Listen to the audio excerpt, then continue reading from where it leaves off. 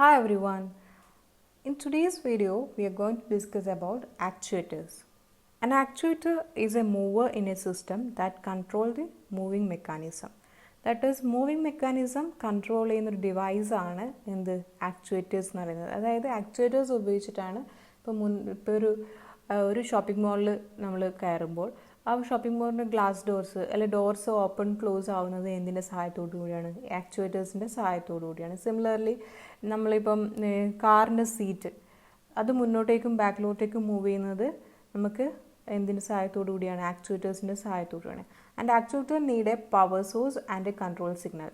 ഒരു കൺട്രോൾ സിഗ്നൽസും ആവശ്യമാണ്, ഒരു പവർ സോഴ്സും. അപ്പം ഈ കൺട്രോൾ സിഗ്നൽസിനെ മെക്കാനിക്കൽ മൂവ്മെൻ്റ് ആയിട്ട് കൺവേർട്ട് ചെയ്യുന്നത് ഏതാണെന്ന് വെച്ച് കഴിഞ്ഞാൽ ആക്ച്വേറ്റേഴ്സ് ആണ്.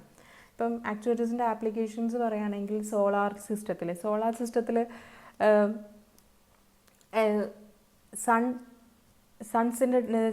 സണ്ണിൻ്റെ ഡയറക്ഷൻസ് നമുക്കറിയണം. അതായത് സോളാർ ട്രാക്കിംഗ് ഡിവൈസസിൽ എന്താണ് സൺ ഡയറക്ഷൻസ് മാറുന്നതിനനുസരിച്ചിട്ട് അതിൻ്റെ മൂവ്മെൻറ്റ് മാറണം. അപ്പോൾ അതിന് വേണ്ടിയിട്ട് നമ്മൾ എന്ത് യൂസ് ചെയ്യും? ആക്ച്വേറ്റേഴ്സ് യൂസ് ചെയ്യും. അതേപോലെ തന്നെ മിലിറ്ററി ആപ്ലിക്കേഷൻസ് ലൈക്ക് ഫൈറ്റർ പ്ലെയിൻസിൽ, എയർപ്ലെയിൻസിൽ, പിന്നെ അതേപോലെ ഹെലികോപ്റ്റർ, ഷിപ്സിൽ അവിടെയൊക്കെ എന്താണ് ആക്ച്വേറ്റേഴ്സ് യൂസ് ചെയ്തിട്ട് അതിൻ്റെ റൊട്ടേഷണറി മോഷനും അതേപോലെ തന്നെ ലീനിയർ മോഷൻസും ഒക്കെ വരുമ്പോൾ കൺട്രോൾ ചെയ്യാം.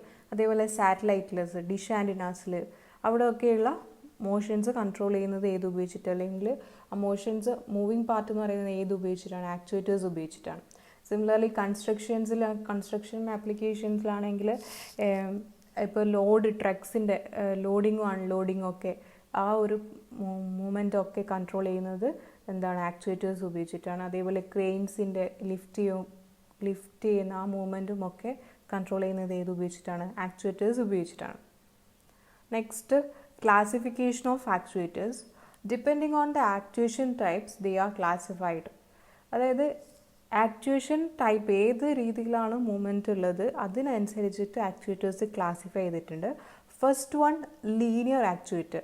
അപ്പം ഇവിടെ നിങ്ങൾക്ക് കാണാം എന്താണ്? ലീനിയർ മോഷനാണ്. The actuating movement in a straight line, ഒരു സ്ട്രെയിറ്റ് ലൈനിലാണ് ഉള്ളത്. And similarly next, rotational motion, അതായത് റോട്ടറി ആക്ച്വേറ്റേഴ്സ് ആണ്. സോ ഇവിടെ എന്താണ് സംഭവിക്കുന്നത് വെച്ച് കഴിഞ്ഞാൽ ഒരു ആംഗുലർ മൂവ്മെൻ്റ് ആണ്. ഇവിടെ നിങ്ങൾക്ക് കാണാം ഒരു ആംഗുലർ മൂവ്മെൻറ്റിലാണ് ഇത് റൊട്ടേറ്റ് ചെയ്യുന്നത് ഒരു ആംഗുലർ മൂവ്മെൻറ്റിലാണ്. And next, semi rotary actuators. Limited angle actuation ആണ്. That is less than 360 degree. അപ്പം ലെസ് ദാൻ 360 ഡിഗ്രി ആംഗിളിൽ മൂവ് ചെയ്യുന്ന 180 ഡിഗ്രി ഒക്കെ ആണെങ്കിൽ എന്താണ്? ഇത് സെമി റോട്ടറി ആക്ച്വേറ്റേഴ്സ് ആണ്. ഇതിപ്പം ഒരു 180 ഡിഗ്രി മൂവ് ചെയ്യുന്ന ഒരു റോട്ടറി ആക്ച്വേറ്റർ ആണ്. Next, classification of actuator on the base of power source. അതായത് ഏത് പവർ സോഴ്സാണ് നമ്മൾ യൂസ് ചെയ്യുന്നത് ആക്ച്വേറ്റേഴ്സിൽ അതിനനുസരിച്ച് ക്ലാസിഫൈ ചെയ്തിട്ടുണ്ട്. That is first one, hydraulic actuators. Second, pneumatic actuators. Electric actuators. Thermal or magnetic actuators and mechanical actuators. ഇപ്പം നമ്മൾ use ചെയ്യുന്നത് ഹൈഡ്രോളിക് സോഴ്സ് ആണെങ്കിൽ, പവർ സോഴ്സ് ആണെങ്കിൽ അത് ഹൈഡ്രോളിക് ആക്ച്വേറ്റേഴ്സ് എന്ന് പറയും. സിമിലർലി അതിന് പകരം ന്യൂമാറ്റിക് ആണെങ്കിൽ ന്യൂമാറ്റിക് സോഴ്സ് ആണെങ്കിൽ യൂസ് ചെയ്യുന്നുണ്ടെങ്കിൽ എന്താണ്? അത് ന്യൂമാറ്റിക് ആക്ച്വേറ്റേഴ്സ് എന്ന് പറയും.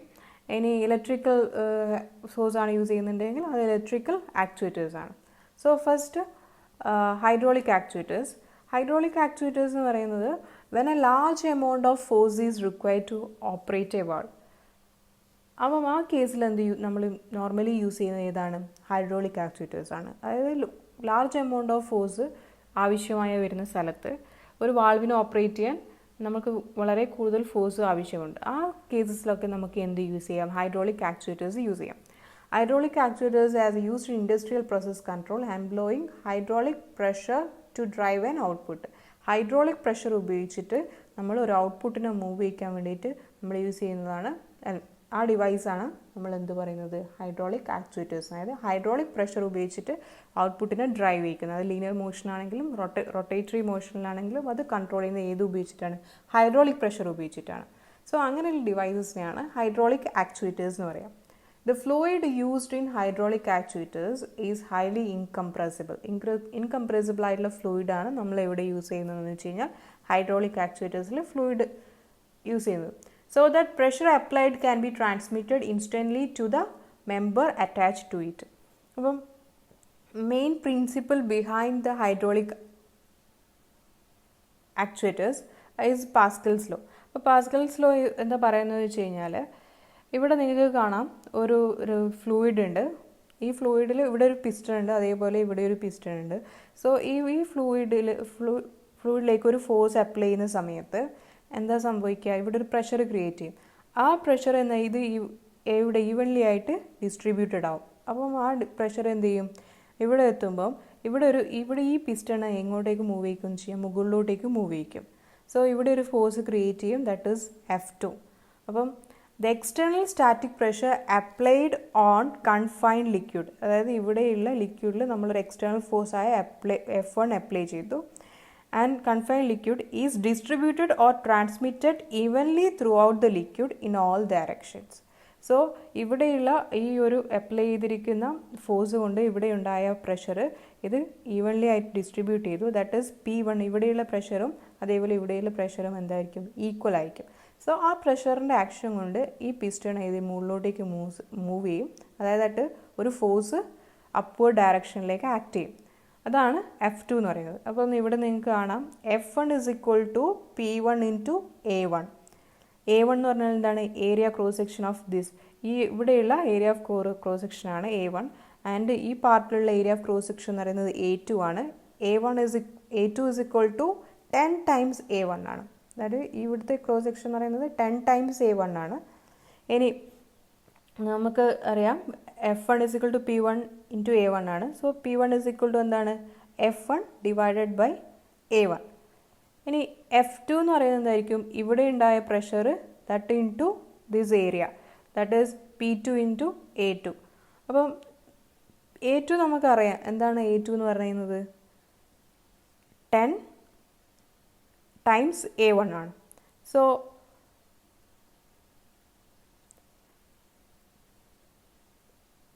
F2 is equal to 10 into A1 into P2. Sorry.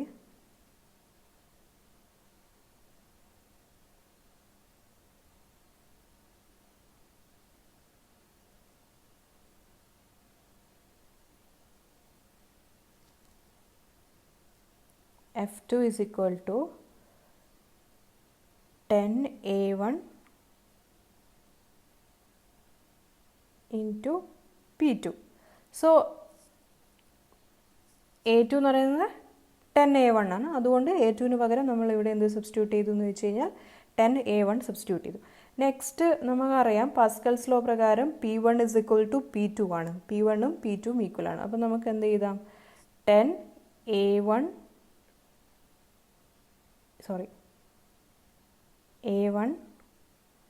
into P1. P1ഉം P2ഉം equal ആണ്. സോ 10A1 into P1 ആണ്. അപ്പോൾ 10A1 into P1 എന്ന് പറഞ്ഞാൽ എന്താണ്, F1 ആണ്. So F2 is equal to എന്താവും, 10 into F1. അപ്പോൾ ഇവിടെ അപ്ലൈ ചെയ്ത പ്രഷറിനെ 10 times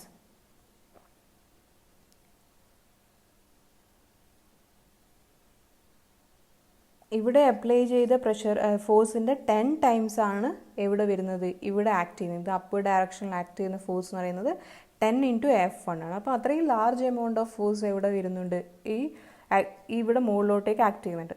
സോ എന്താണ്, ഹൈഡ്രോളിക് ആക്ച്വേറ്റേഴ്സ് ഉപയോഗിക്കുമ്പോൾ എന്താണ്, ഇപ്പം നമ്മൾ പറഞ്ഞു ഒരു F1 എന്ന് പറഞ്ഞ ഫോഴ്സാണ് ആക്ട് ചെയ്യുന്നില്ല, 10 times പക്ഷേങ്കിൽ എന്ത് വരുന്നു, അപ്വേർഡ് ഡയറക്ഷനിലേക്ക് ഒരു ഫോഴ്സ് അപ്ലൈ ചെയ്തു, ഫോഴ്സ് വന്നു.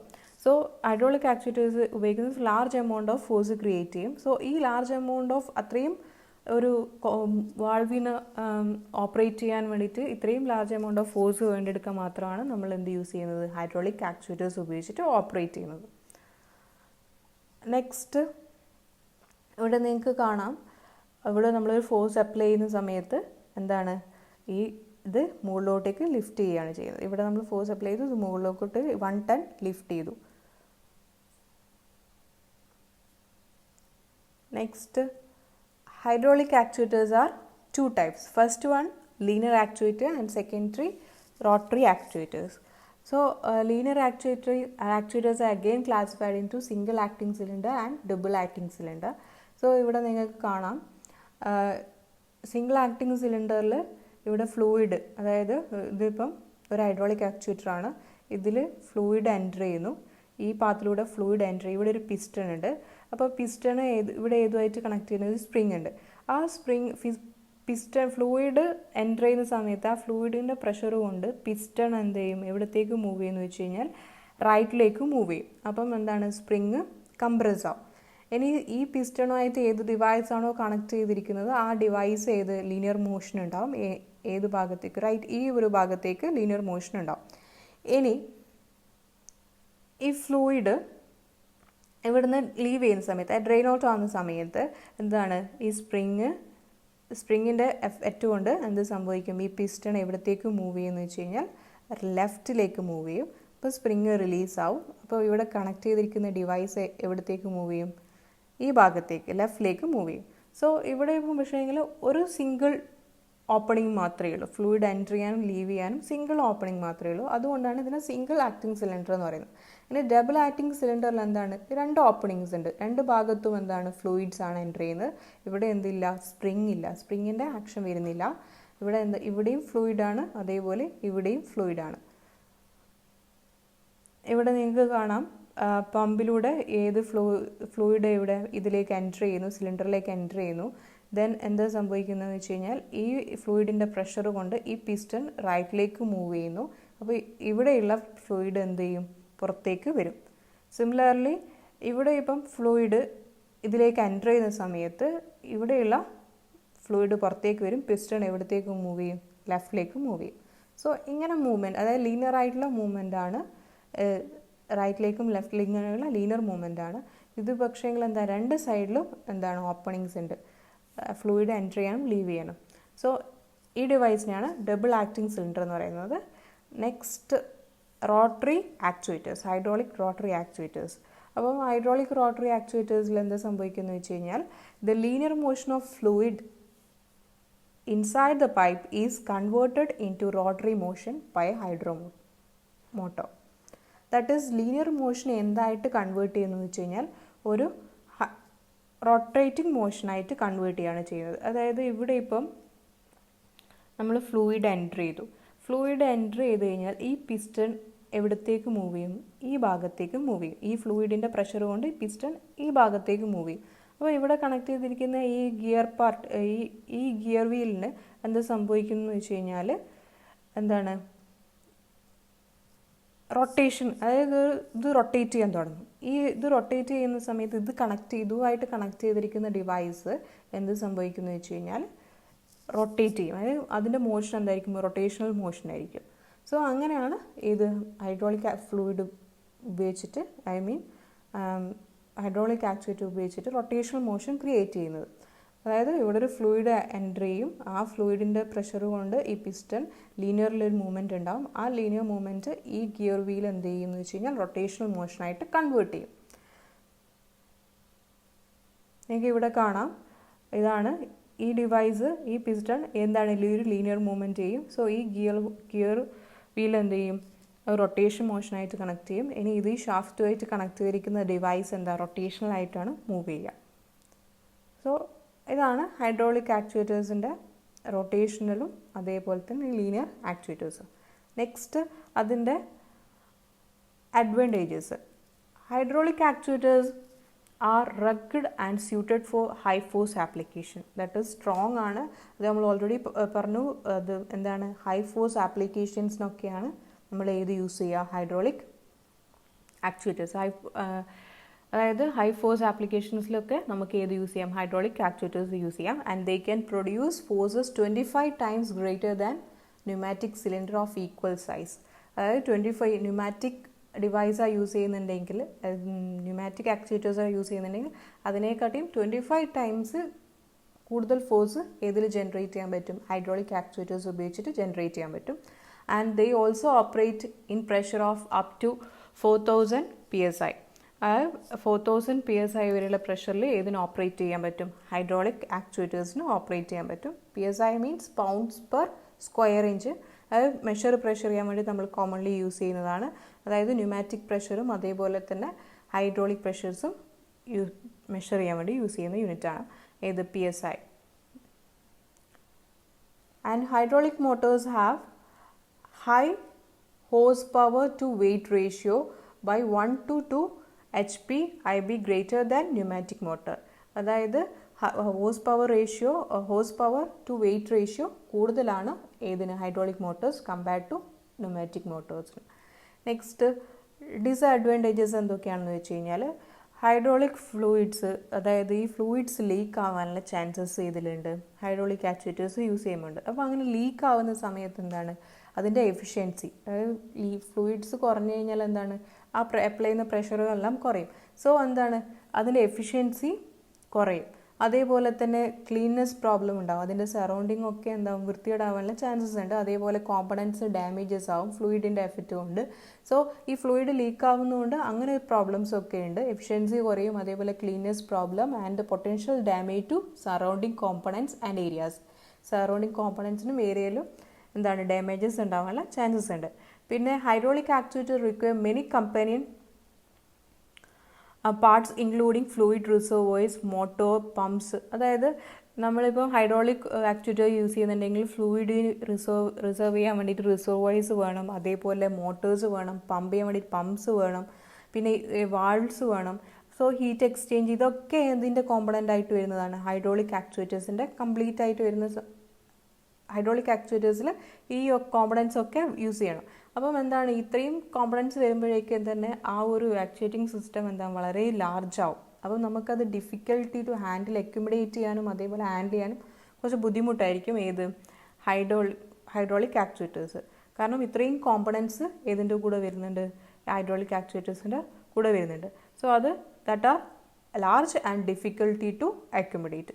അതേപോലെ തന്നെ നോയ്സ് റിഡക്ഷൻ എക്യുപ്മെൻറ്റ് ഇതൊക്കെ ഇതിൻ്റെ കൂടെ വരുന്നതാണ്, ഹൈഡ്രോളിക് ആക്ച്വേറ്റേഴ്സിൻ്റെ കൂടെ വരുന്നതാണ്. സോ ഇത് കൊണ്ട് എന്താണ് ബുദ്ധിമുട്ടെന്ന് വെച്ച് കഴിഞ്ഞാൽ അക്കോമഡേറ്റ് ചെയ്യാൻ ഡിഫിക്കൽട്ടായിരിക്കും. So these are the advantages and disadvantages of hydraulic actuators. In next class we will talk about pneumatic actuators. So that's all for today. Thank you.